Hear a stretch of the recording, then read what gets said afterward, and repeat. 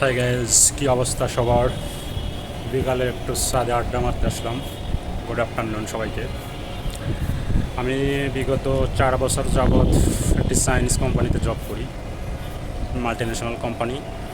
তো 4-5টা বছর আমি চাইনিজদের সঙ্গে কাজ করতে, তাদের সাথে উঠা বসা করতে করতে আশ্চর্যকর বিষয়, যখনই তাদের সাথে হালাল হারাম নিয়ে কথা বলছি, তারা হালাল হারাম কি জানে না।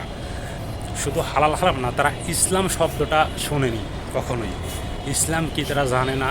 হযরত মুহাম্মদ সাল্লাল্লাহু আলাইহি ওয়াসাল্লাম কে, ওনাকে ওনারা চেনে না।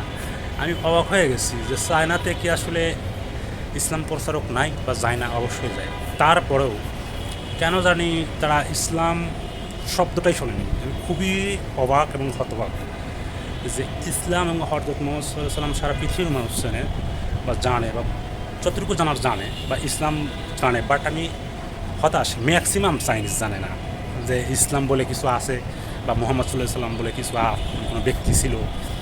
আমি ভাবি যে আসলে চায়না থেকে ইসলাম প্রচারক নাই, অবশ্যই আছে, হয়তো এরকম ব্যাপকভাবে প্রচার হয় নাই, তবে হবে ইনশাল্লাহ, আশা করতেছি। তো চেষ্টা করি মাঝে মাঝে ইসলামটা কি তাদের বোঝানো। তো এটা আশ্চর্যকর বিষয় যে বাংলাদেশ বা সৌদি আরবের সাথে বিজনেস আছে, বাট ইসলামকে এখনও ওরা বোঝে না, মানে ইসলাম শব্দটাই শোনে নাই।